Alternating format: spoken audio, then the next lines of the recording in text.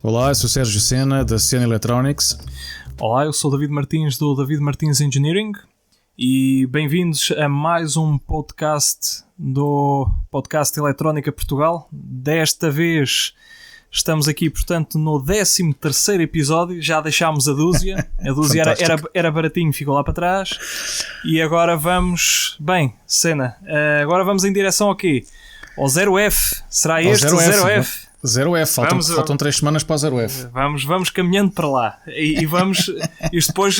Aliás, podíamos ter feito também em octal e tal. Nós vamos comemorando cada vez que fechamos. Vamos comemorando da vez. Então, conta lá. Que novidades temos por aí desta semana? Olha, o que é que se andou para aí fazer? Bom, olha, eu quero... acho que antes disso, antes de irmos às novidades da semana, e é o que nós andamos a fazer, não é? Que também sim, é o Estado da Nação. O Estado da Nação já é imperativo que nós falemos no início do podcast. Eu quero agradecer a todas as pessoas que nos têm mandado feedback, que nos têm mandado mensagens, a agradecer, e com ideias também. Nós realmente estamos a gravar hoje o 13º e é com contentamento da nossa parte que estamos a ver que está a haver uma tendência de crescimento na audição do podcast e já chegou ao outro lado do Atlântico. Eu sei que no Brasil já nos estão a ouvir também, o que é fantástico. Um país com a língua oficial que também é o português. E então o nosso obrigado a todos. Queremos que continuem a ouvir. Fazemos os temas que achamos que nós gostamos e achamos que vocês gostem também. Mas de qualquer maneira, por favor, mandem-nos feedback e ideias também. Vocês podem querer coisas que falemos de algumas coisas que vos sejam também queridas e que nós com certeza podemos fazer algo assim, não é, David? Ou que valha a pena estender algum outro tópico que tínhamos falado e que para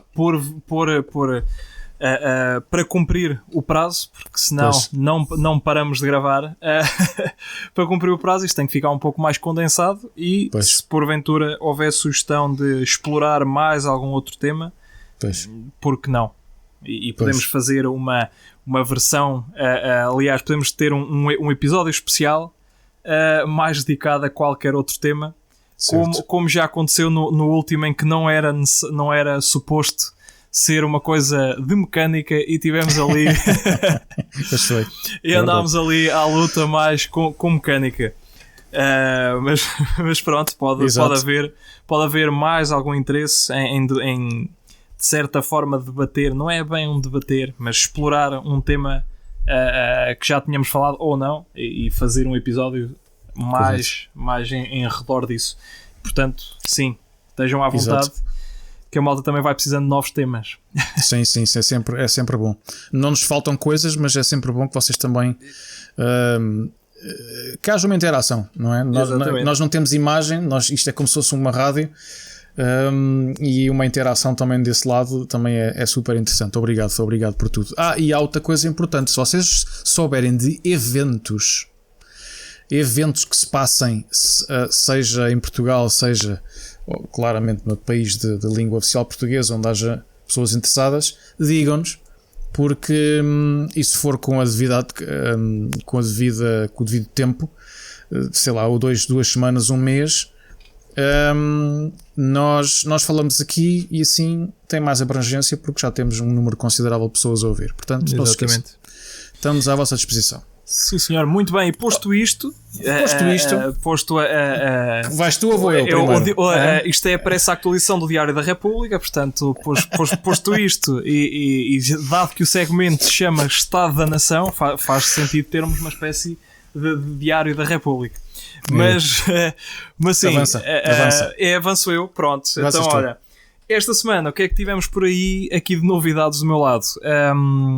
Confirma-se, eu tinha aqui um teste a decorrer no que toca à produção de PCBs, porque da última vez que eu fiz PCBs mandei assemblar, ou seja, já vinham PCBs pré-assembladas, havia alguns componentes muito específicos que não devido ao custo não se justificava, e também devido à quantidade, não se justificava assemblarem lá, e portanto assemblava eu aqui. E tive aqueles infelizes momentos no que toca à importação. Nada contra as taxas aduaneiras, contra sim os custos das empresas de shipping, mas enfim, não vou chorar mais sobre isso, senão fico já sem água, choro já tudo. Isso não é água, isso é vinagre completo. Pá, isto é uma dor. Enfim, mas pronto, eu achei estranho, como é que é possível, primeira vez que faço ali, ok, pode acontecer, e era um pouco nisto que se baseava o teste, a primeira vez, mas eu no local onde eu mandava fazer PCBs antes, eu fiz dezenas de produções, umas grandes, outras pequenas, umas com mais volume, outras com menos volume. Eu achava estranho como é que nunca parou. Efetivamente, nunca paguei a alfândega. Nunca paguei a alfândega outra vez. O problema não é o pagar a alfândega, mas sim pagar os custos de handling das transportadoras, que não justifica, e acho que isso é que faz com que as pessoas comecem a procurar sempre caminhos alternativos e certo. Quando na verdade o cerne da coisa deveria ser o pagar o imposto, o IVA da coisa. Bom, mas avançando com isso, tudo isto para dizer o quê? Chegaram as PCBs, fiz a encomenda, veio. A transportadora é exatamente a mesma que foi utilizada na outra, portanto, neste caso foi na JLC PCB a última vez, e desta vez foi num serviço que já uso há bastante tempo, que é o All PCBs. Antes eles tinham um outro nome, aquilo era uma espécie de cooperativa de fabricantes de PCBs. Exato. Que entretanto, julgo que na altura ainda dava para selecionar qual é que era a empresa que iria fazer os PCBs, e agora é meio automatizado, aquilo é tudo do mesmo e eles fazem tudo ao monte. Pronto, o que faz com que os custos desçam e haja a produção também se torne mais ágil, porque eles vão aceitando consoante a disponibilidade logo nas várias. Certo.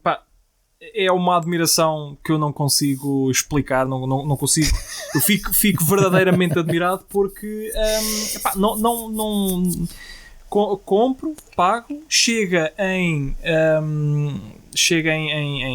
5 dias já, ou seja, desde o momento em que eu submeto a produção e pago, 5 dias depois, 6 dias depois, a dias úteis, tinha o pacote na mão. Já viste? E enquanto que no caso da JLC PCB ainda não tinha levantado voo, eu já estava a pagar taxas aduaneiras e por aí fora. Pois. E a comparação entre fabrico e assemblagem entre as duas? A relação na JLC PCB é muito mais... Não digo fácil, mas é mais intuitivo programar todo aquele processo de assemblagem, de que componente é que eu quero assemblar, porque eu tenho acesso à base de dados deles, à base de componente, ou seja, ao warehouse deles, e que componentes é que eles têm para meter, quais são os custos, ou seja, tudo aquilo é mais transparente. No caso destes, eu questionei-os, enviei-lhes mail a questionar acerca disso, se eu quisesse assemblar neles, porque eles também fazem, como é que seria o processo, ou onde é que eu teria acesso aos componentes deles. Pronto, e a resposta é enviam-nos o BOM que nós vamos lhe dar um orçamento. Okay. E isso para mim não funciona. Para mim e para todos os que façam projeto eletrónico não funciona, porque nós estamos mais do que habituados a manobrar o barco para o sítio em que for mais barato, e também para o sítio onde em algumas situações não mais barato, mas que tenha a qualidade que se requer naquela parte de circuito. Portanto, eu posso querer aquele componente em especial, eu quero ter certeza que o componente é que lá está, E pelo menos no caso de, ok, ele depois não vai falar comigo quando receber, não sei se é efetivamente aquele que lá está, mas no caso da JLC, pelo menos transparece que eu posso mesmo selecionar que componente estamos a falar, que componente é que vai ser assemblado e por aí fora. E no outro lado, apesar deles me darem um part number e por aí fora, mas ficamos assim meio a navegar. E portanto não tenho bem certeza e não dá aquela confiança mais rígida. Mas pronto. Agora, outra pergunta que alguém está a fazer, eu pergunto para um amigo, a comparação do custo da BOM entre um e outro, visto que a JLC ser os componentes que ele já tem e essa tua mais antiga, se foste tu que mandaste o BOM e eles deram uma cotação para o BOM. Como é que se compara o custo da BOM entre um e outro? Não tenho uma comparação porque foram produções diferentes, com BOMs diferentes, e portanto não consigo, podia estar aqui a inventar, a dizer que uma seria mais barata que a outra. Agora, o que eu posso comparar é só a parte de PCB, porque aí já são demasiadas produções e dá bem para ter uma comparação. E apesar de os preços serem muito equivalentes, a All PCBs é mais barata, a qualidade já andamos aqui quase a discutir o sexo dos anjos. A qualidade é mais que satisfatória. O único problema que se via há uns anos, não sei bem porquê, mas isso era o solder mask. Começava o solder mask subia muito para cima dos pads, ou seja, é como se houvesse um desalinhamento da layer de solder mask em relação à que seria do solder paste. Portanto, havia esse desalinhamento, mas isso já estamos a falar muito lá para trás e acho que era um pouco genérico a todas. Agora isto já chegou a um nível em que a produção está de tal forma estável que sai sempre bem. Eu nestas não me posso queixar. Outra coisa muito importante, não é a coisa mais importante aqui, mas acho curioso. Eu nunca recebi o número de placas que realmente compro na LPCBs. Recebo sempre mais. Mas placas por assemblar ou assembladas? Placas por assemblar, recebo sempre mais. Neste caso eu comprei, eu fiz o pedido, são 2 boards para testar e portanto tenho 5 de uma e 5 de outra. Esse foi o pedido, mas o que me é entregue é 6 de uma, 6 de outra, e isso sempre foi assim, recebo sempre em quantidades muito, muito grandes, quer dizer, estamos a falar, sei lá, estou a ver se me lembro, mas acho que fiz uma produção de 20 peças, recebi até mais 2 placas, e portanto no fundo temos que ainda diluir o custo dessas 2 placas, porque senão estamos aqui a fazer uma má comparação, e porque efetivamente eu recebi 22 placas e paguei aquele valor, portanto o preço unidade não é aquele teórico, é este efetivo das placas que recebi. Portanto, certo. Apesar de não se deve contar com o chamado ovo no cu da galinha, portanto não podemos contar, eu precisava mesmo, era de 11 placas, vou fazer 10 que eles mandam mais uma, não, isso não é o método de fazer, mas efetivamente, todas as vezes veio sempre a mais, e no caso de alguma coisa que correr mal, existe aquela placa extra. Mas se andarmos também a trabalhar muito ao fio da navalha, já, o que está a correr mal já é o nosso lado e não o lado deles. Mas pronto, em resumo, é isto. Estão aí uns projetos novos para arrancar, mas para a semana darei mais novidades a isto. E pronto, aqui na senda dos fabricantes chineses, asiáticos de PCBs. Portanto, aqui do meu lado é experiências que estão feitas, e estou satisfeito estou satisfeito agora desta última vez por ter vindo e não ter custos alfandegários. Pá, não, estamos a falar de encomendas, esta última julgo que foi 40 euros, tudo, já com envio por... Pá, não vou dizer o nome da empresa porque eu não gosto deles, mas... diz qual é? Não, pá, é a DHL, é a DHL, pá, e que depois chega cá, pá, e além dos custos alfandegários, que aqui o cálculo também, pá, quem quiser ter acesso ao cálculo em detalhe, eu já estou quase um doutorado nisso, podem-me contactar que eu explico o cálculo todo de alto a baixo, no caso da DHL e também não é UPS, é outra. O TNT? Não. Bom, já não me recordo. Aliás, eu devo ter para aí até a fatura. FedEx? Estou neste momento a consultar a fatura. Não, é o UPS mesmo. Ok. É o UPS mesmo. Pronto, em que dá para calcular. Mas, por exemplo, no caso disto, eu compro 20, são 40 euros PCBs mais portes. E a seguir chega cá, cobram-me 23% disso, mais uma taxa alfandegária, mais 37 euros de handling da DHL neste caso. Pá, e portanto passa de imediato. Já pagaste no outro lado, já pagaste quando compraste. Sim, e depois cá pagas outra vez porque é para levarem a papelada para a alfândega. Enfim, pronto. As coisas não são digitais ainda. Pois, exato. É como se eu não tivesse já que fazer quase, sei lá, 80% do processo. Sou eu que faço, eu é que submeto os documentos, eu é que preencho aquilo, é que não sei o quê. Bom, enfim, mas isso vamos estar a chover no molhado e não vale a pena. E pronto, já falei muito, portanto, camarada, conta aí as novidades do teu lado também. Sei que está por aí novidades parecidas. Algumas. Eu acho que para a semana vou ter mais novidades, mas esta semana não tenho muito. Quer dizer, é sempre bom isto que aconteceu. Ainda fico contente por ter recebido essas PCBs e ter funcionado o processo bem. Vou experimentar essa Wall PCB. Eu tenho usado muitos anos a PCB Way, muitos anos que eu uso a PCB Way já há bastante tempo, para os meus projetos a nível pessoal. Que é outra que eu tenho que experimentar depois a ver se o processo é igual a este ou como é que é.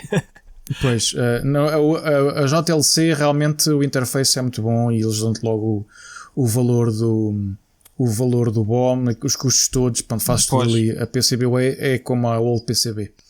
E eu, como só agora há pouco tempo é que decidi fazer a encomenda da assemblagem incluída, porque assim, durante muito tempo nós precisamos de uma placa, 2 placas, ponto final, né? Só que agora estou numa fase em que estou a vender, preciso de quantidades, portanto eu não posso estar a despender tempo a fazer a assemblagem aqui em casa, no laboratório, embora eu tenha aquele forninho para as PCBs. Exato. Não é? Para fazer a estanhagem com infravermelhos, mas tenho todo o processo de, pronto, ponho as placas, tenho o stencil, espalho a pasta, depois tenho que pôr os componentes 1 a 1, pronto, isso demora tempo. Isso demora bastante tempo. Muito tempo. Não é? Eu posso demorar cerca de um dia a fazer uma assemblagem para 10 PCBs e não é uma brincadeira, porque depois eu tenho que ter cuidado com os componentes estão todos certinhos, etc. Pronto, isso demora o seu tempo.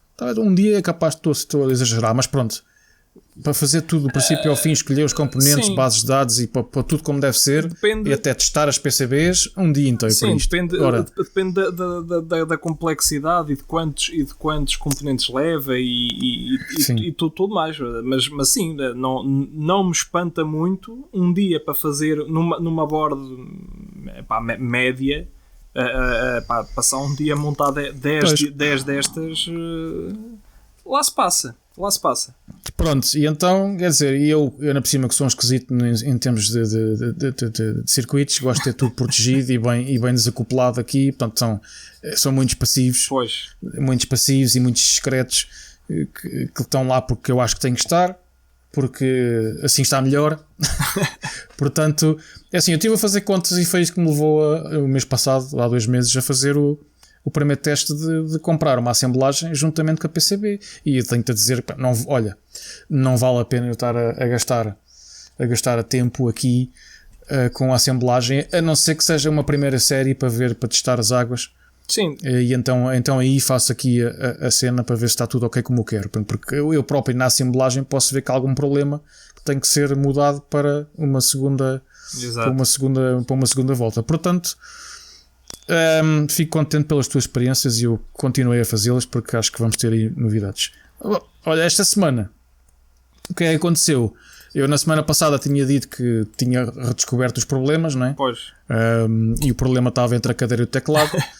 E então eu decidi pôr aquelas placas, vendi-as quase todas já, pô-las nos canais habituais onde eu ponho, e então pus com o detalhe todo do que é que se passa, e então isto vai ao preço de quase custo. Pronto, e assim foi.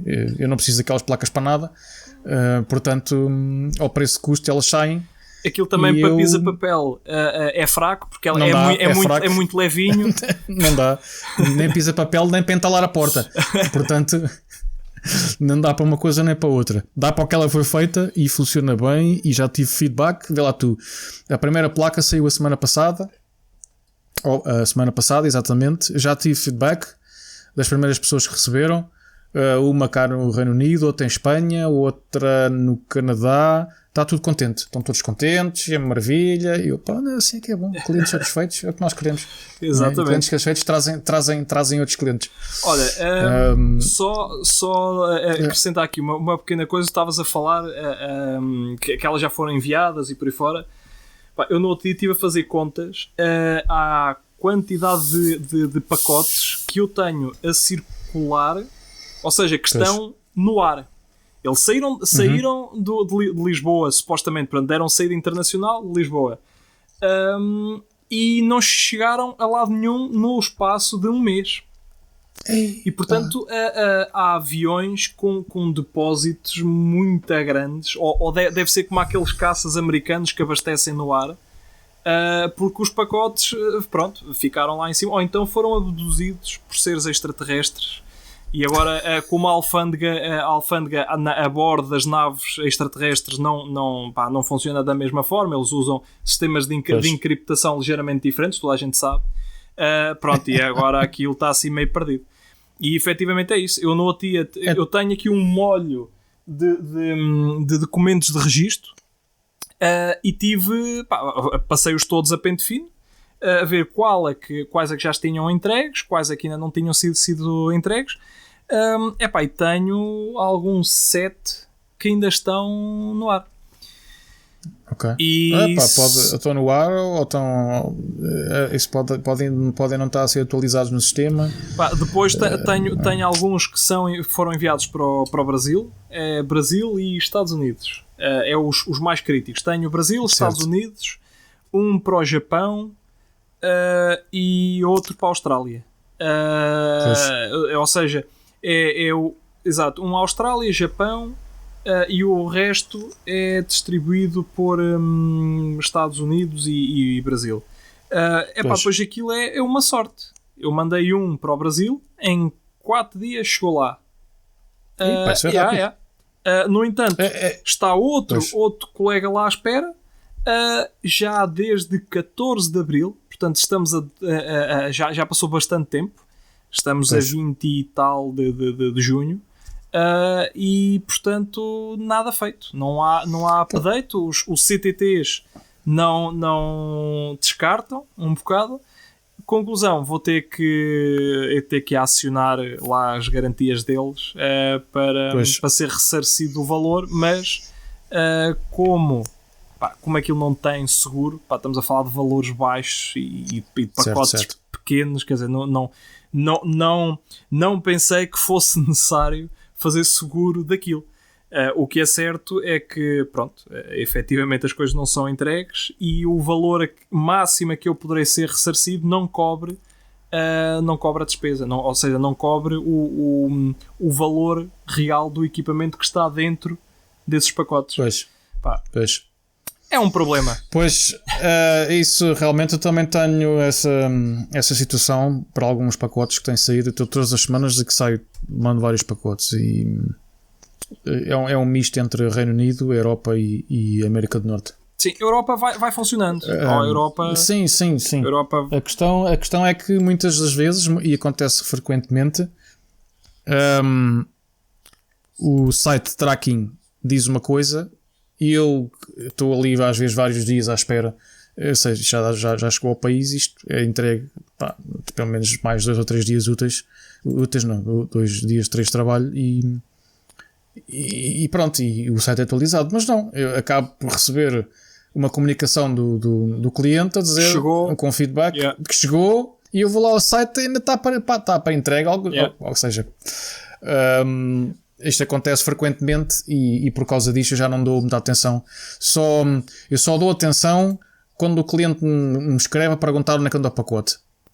E nestes vários anos aconteceu-me um par de vezes, e então aí tive que ressarcir as pessoas porque o pacote perdeu-se. Mas efetivamente, onde é que anda o pacote? Essa é a pergunta do milhão. Pois, efetivamente, onde é que ele anda? Se quando a própria empresa responsável pelo despacho, portanto, levar o pacote do A ou do ponto A ao ponto B, não sabe, bem, isto só uma bola de cristal. Pois, basta não passar uma vez num scanner que eles ficam logo sem saber onde é que anda a encomenda. Portanto, mas olha, eu mudei a expedição para a América do Norte, mudei para a Royal Mail e para a América do Norte Royal Mail, e para a Europa Reino Unido e Europa estou a usar aqui uma interna que é Hermes, que depois vai para a DPD, mas não sei o quê, e não tenho razão de queixa. Mudei também o formato das encomendas, ou seja, em vez de mandar envelopes almofadados ou caixas de cartão, arranjei daqueles pacotes plástico super a risco, como vêm os chineses. Sim. Arranjei disso de um tamanho ligeiramente acima daquilo que eu preciso, que assim cabem vários tipos de placas lá dentro. Bolhas, não é muito ambientalmente, não é muito ecológico, mas eu tenho que dar o braço a torcer nesse aspecto, mas não consigo encontrar material de envio que seja ecológico. Sim. Tudo em papel e cartão, que me faça os preços que os pacotes de plástico vão. Embrulho aquilo tudo em bolhas, fofinho, meto dentro do pacote cinzento, selo aquilo, está feito. Olha, a partir do momento em que fiz isso, até esqueci de dizer, estou a mandar encomendas mais rapidamente, é mais rápido, estão a ser mais rápido eu a tratar de todo o processo, e eu tenho a certeza que o pacote chega lá inteiro, porque já me aconteceu várias vezes me darem um feedback que chegou lá a caixa toda amassada. Pois. Com o produto de fora, ou um pacote ou um envelope almofadado rasgado, e eu assim, não pode ser. E então, olha, desde então que mudei para esses pacotinhos plásticos super resistentes, nunca mais tive o problema. Portanto, fica a dica. Isso pode não ser ecologicamente a coisa mais correta. A questão é que porque isto é geral, o processo de envio é uma coisa muito bruta, seja em que companhia for. E portanto, a escolha também não existe muita escolha. Eu podia mandar isto tudo dentro de um envelopezinho de papel se eu soubesse que aliás, se efetivamente houvesse um cuidado no manuseamento daquilo. A questão é que, olha, nunca me aconteceu ter, imagina nesse site em que segues o tracking number e tal, aparecer escrito objeto recepcionado, objeto recepcionado, pacote danificado. E eu tenho aqui um tracking number que diz isso. Foi para o Brasil, foi recepcionado no Brasil, passado muito tempo. Ainda não há novidades de qual é que é o estado daquilo, portanto o cliente ainda não recebeu, o colega lá não recebeu ainda o rádio, e efetivamente é a única coisa que eu sei é que, bom, o que é que tenha acontecido, já não é bom. Portanto, temos lá escrito em letras garrafais pacote danificado. E agora, só quando ele receber e tirar fotos portanto, ao pacote, é que vamos realmente esclarecer o que é que raio aconteceu para ter demorado isto. E portanto, isto enviado, embalado em cartão canelado. Estamos a falar de cartão canelado, não é uma cartolina, é um cartão de 4mm ou coisa do género. Sim. Em cartão canelado, tudo cheio de esferovite por dentro, embalado com celofane e a serrar com fita cola. Bom, para destruir uma coisa destas no manuseamento normal, o problema é que o manuseamento não é normal. Mas... Não, isso pode acontecer muita coisa. Pode acontecer que não acontece nada e pode acontecer que chega lá ao outro lado completamente destroçado. É isso. Agora estavas a falar, lembrei-me de uma situação que, para terminarmos aqui o segmento, sim, que é para passarmos a outro. Aqui há 2 anos enviei um pacote, tinha 3 placas. As PCBs por acaso eram pesadas porque tinham um toroide ferrite e aquilo, a cada PCB acaba por ser pesado. Mas pronto, eu embrulhei aqui tudo, como sempre faço, tudo muito bem embrulhado em bolhas, selado, depois dentro de uma caixa de cartão. E curiosamente foi para Portugal. Aquilo nunca mais aí chegava. Aí. E eu já, assim, o tracking não dava nada, já ia mais 2 semanas, que não é habitual para uma encomenda para Portugal daqui. Pois. E o cliente liga-me, escreve-me a perguntar que sabe alguma coisa e eu disse: olha, não sei nada, vamos aguardar mais uns dias. O que é certo é que no dia a seguir ele escreve-me com uma fotografia do pacote. Bom, aquilo para si tinha passado uma roda de um carro por cima daquilo. E felizmente estava tudo inteiro por dentro, porque eu acondiciono bem as PCBs em bolhas e dou bem umas voltas em plástico naquilo. Porque senão... Mas não tinha que acontecer, pá. Os contentores são o quê? São rotos? Não. Aquilo vai transbordar por fora. É tipo os caminhões que usam para carregar areia. Eles carregam lá para cima e ao longo vão a circular na estrada e há um que cai para o chão. Isto... Pode dar-se o caso em porem coisas muito pesadas em cima de coisas frágeis. Eles não tomam atenção a isso, infelizmente. Carrega, tipo... Vem uma retroescavadora e mete para cima. E depois atiram com as coisas, como eu já vi. Aquilo é tudo mandado à bruta. E eu vejo-os aqui, quando os gajos... Olha, quando os estafetas vêm aqui buscar coisas, que eu agora faço sempre assim... Vêm aqui buscar os caixotes, os pacotes todos a casa. Assim que chegam lá abaixo ao carro, à carrinha, eu vejo, eles abrem a porta, vumba, atiram tudo lá para dentro. Lá e eu assim, o primeiro tombo. Bom, vamos avançando aqui. Ora, agora, rapidinho, temos aqui novidades aqui na secção de novos componentes. Temos outra vez a Dialog. A Dialog é daquelas empresas meio esquisitas. Eles parece que não têm nada de jeito, mas de vez em quando aparecem com umas coisinhas engraçadas. E a nível de Bluetooth já trabalhei, já usei, apesar de na aplicação final não ter sido utilizado Dialog, mas já tive algum contacto com eles. E agora temos aqui um novo SoC, que é o DA16200, portanto o DA16200 da Dialog, que é o quê? Que é uma coisa que quase parece um contrassenso. É um ultra low power Wi-Fi SoC para battery powered IoT devices. Portanto, quando se junta Wi-Fi e ultra low power, parece logo um contrassenso. Parece que estamos a meter, a meter uma pena num lado da balança e depois, quando olhamos para a caixa, temos a pesar o quê? Uma pedra. E portanto isto parece quase a mesma coisa, mas pelos vistos existe um novo está-me a falhar o nome, mas isto é um SoC? Não, o protocolo, existe um novo protocolo para um novo standard, exatamente, que é o 1x1, portanto é na mesma da gama 802.11n, só que agora depois havia o Gs, os Ns, os não sei quê, e agora tem a terminação 1x1, e portanto isto dará aqui alguma dará algumas capacidades então para que se possa entrar no ramo do low power, porque isto do Wi-Fi é tudo muito lindo, mas quando não se entra no real low power. Uma coisa às vezes aparecem uns projetos, e tal, low power com Wi-Fi, sim, low power, mas temos uma bateria de um carro e aquilo, o objetivo é durar 2 ou 3 meses, pronto.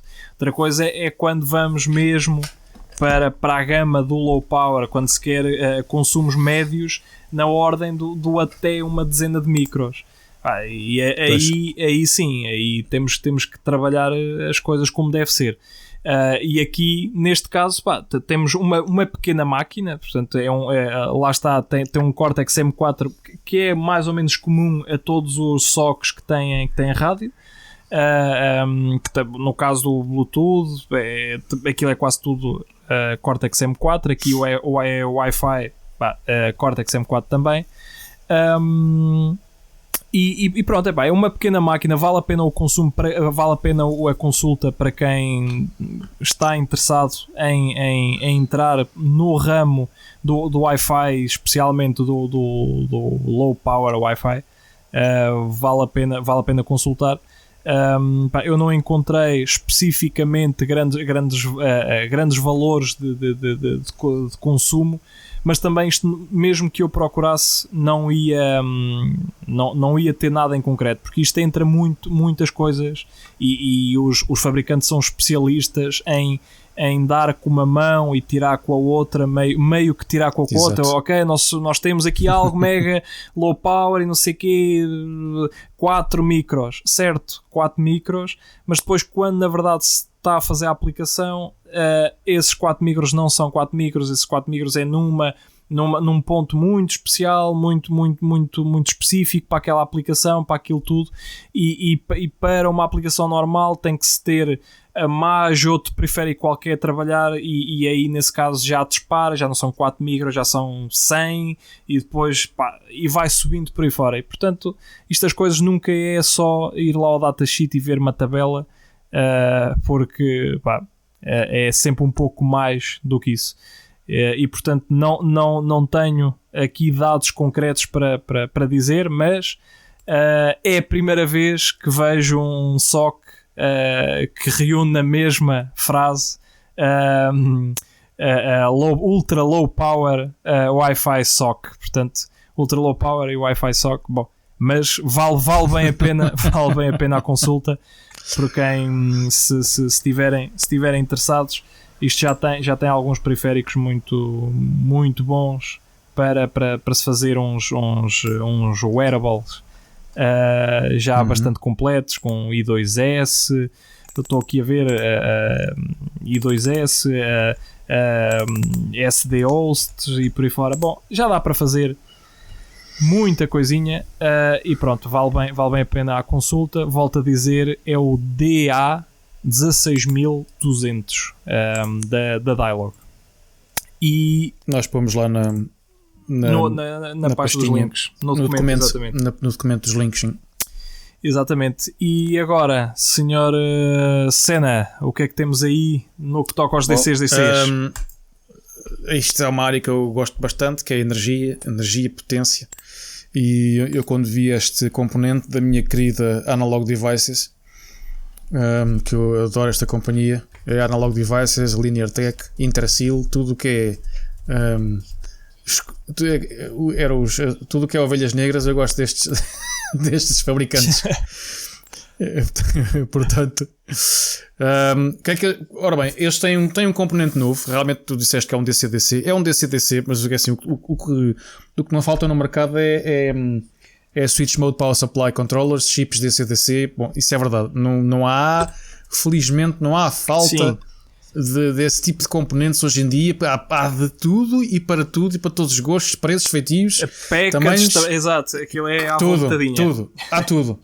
Mas o que é que acontece? O que acontece é que este componente está direcionado para o mercado de automotive, que é um mercado que me interessa porque eu estou na área espacial também e os standards que eu uso muitas coisas automotive, propositadamente, por causa da qualidade do componente e do tracing, se for preciso fazer tracing ao fabrico. Então, este componente é dedicado à área de automotive.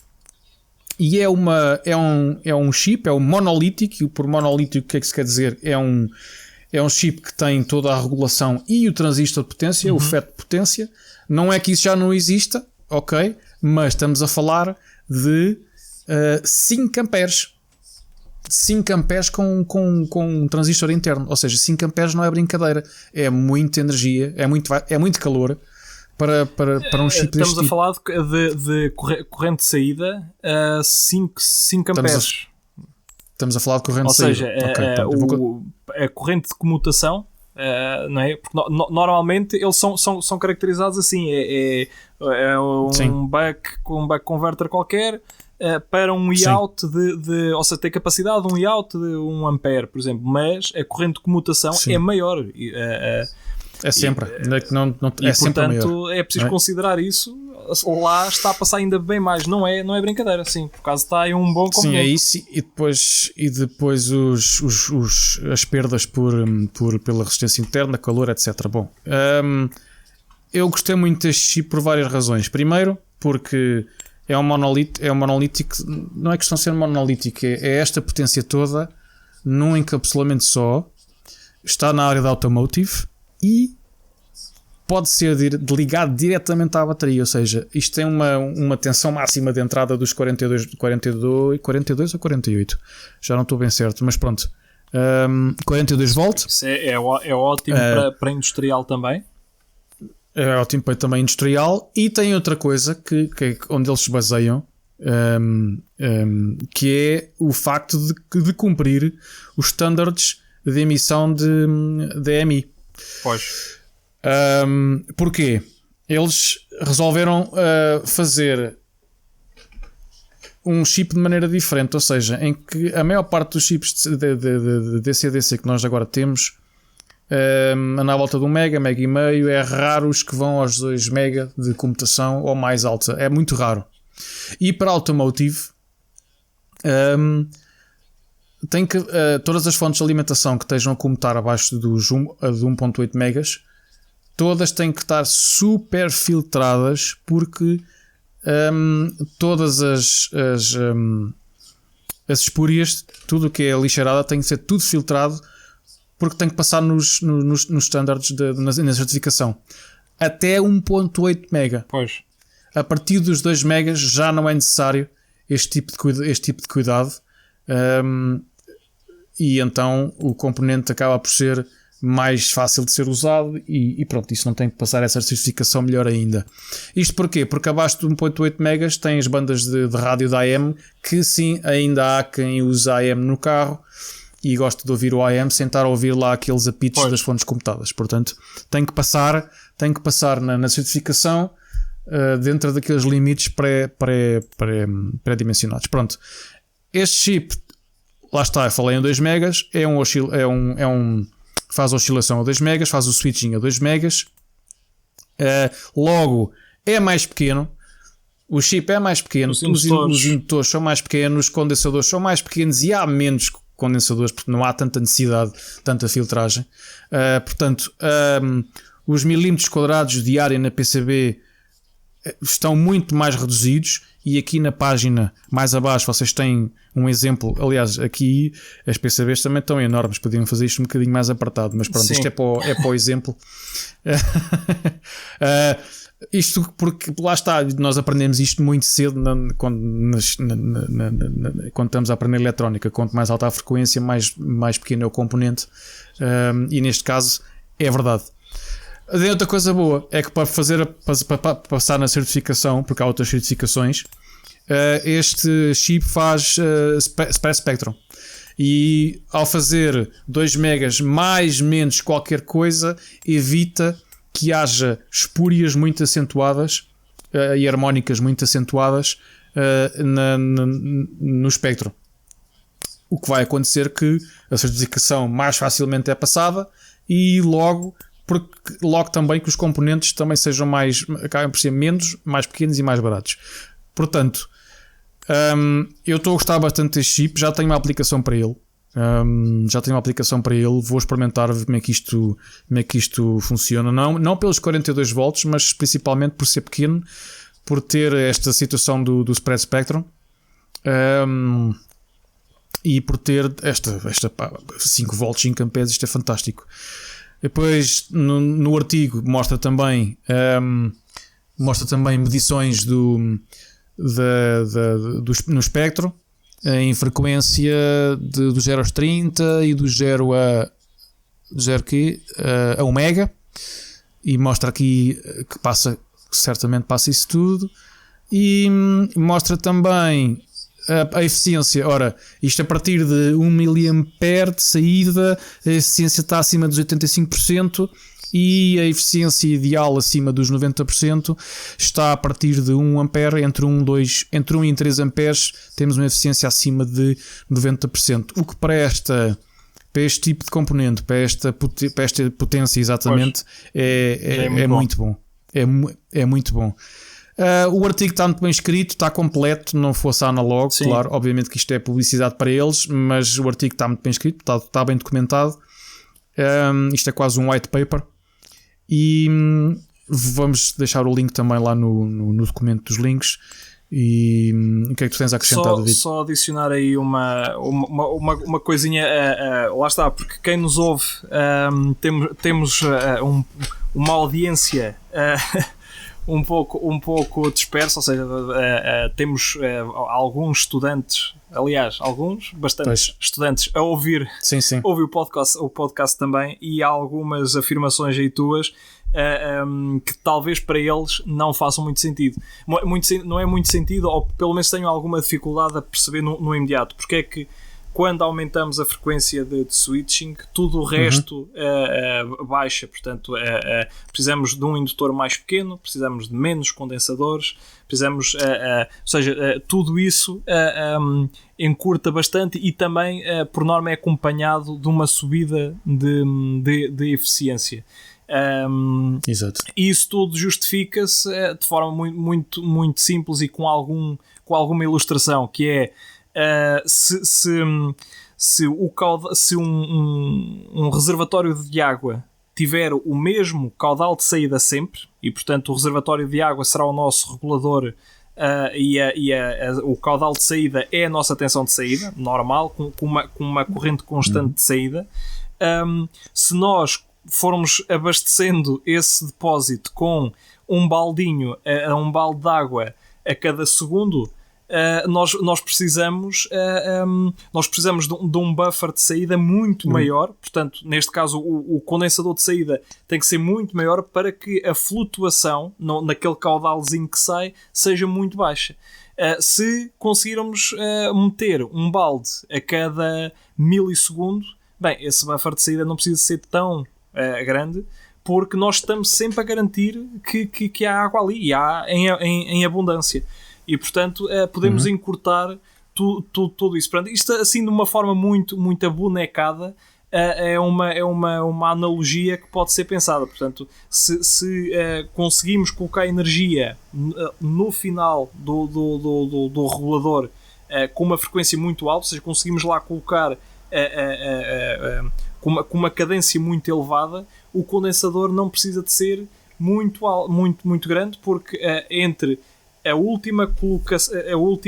último depósito de energia e o próximo depósito de energia, digamos assim, o tempo não é nada de muito significativo, e portanto o condensador precisa de suster essa energia durante pouco tempo, isto idealizando sempre um ripple mínimo, tendo um decaimentozinho mínimo, mas pronto, é a justificação de e cada vez mais se verem com fontes comutadas, com conversores comutados, o tal switch mode power supply, com frequências nos megas. Há uns anos não era de todo comum, e agora é cada vez mais comum ter, sei lá, SOTs 23 de 6 pinos, fazer buck converter de 40 volts para 5, é um mega. Pronto, começa a ser comum, não nas potências e na eficiência e nessa manobração de frequência deste que o Senna falou aqui, mas é esta a explicação. Não sei se estou a ser claro o suficiente, mas dá para fazer mais ou menos o...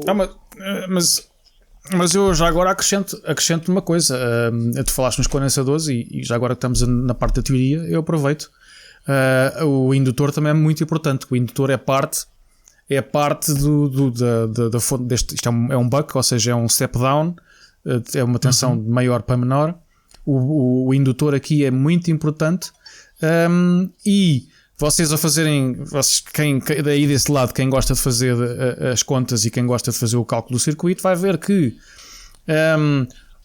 a indutância do componente muda consoante vocês subirem ou descerem a frequência que aplicarem na fórmula. E aí vocês vão ver que ao terem uma maior frequência, a indutância vai diminuir. Se a indutância diminui, logo, obviamente, o tamanho do componente vai baixar, porque é preciso um menor enrolamento, ou pronto, o componente acaba por ser menor. Poderá aumentar apenas no sentido da corrente. Se for uma corrente muito alta, o componente terá que ser um bocadinho maior para poder suportar essa corrente, claro. Mas, neste caso, deste componente, eu estou a olhar para o esquema de exemplo e temos um indutor de 1.5 microhenries, ou seja, isto é uma indutância muito pequena. Se isto estivesse a oscilar, por exemplo, a 400k, o indutor era muito maior, e o condensador de saída também era muito maior. Sim, isto tínhamos que ir para centenas de micros. Sim, sim. Era muito fácil passar para centenas de micros. Sim. Não. Mais facilmente ias para 1 milli, 1.5 ou 2 milli se calhar. Para ter a potência de saída que está aí e tudo mais, assim, isso... Não, isto é ótimo. Estes chips novos, como estavas a dizer, são ótimos. Eu não me lembro da primeira fonte comutada que eu fiz. Sim. Oscilava a 50 capas. Aquilo era um indutor enorme, para condensador de saída também muito grande. Mas pronto, foi uma alegria. Foi uma alegria poderes ter 1 ampere numa coisinha tão pequenina. E agora posso dizer que, e não passou ainda assim tanto tempo, há 2 anos eu tive que fazer, e isto lembro-me agora perfeitamente, porque eu estou a fazer uma segunda versão deste sistema, em que eu tinha os requisitos de entrada era qualquer coisa como até 42 volts, qualquer coisa, e eu tinha que passar aquilo para 15, e depois mais à frente tinha passado 15 para 5, pronto.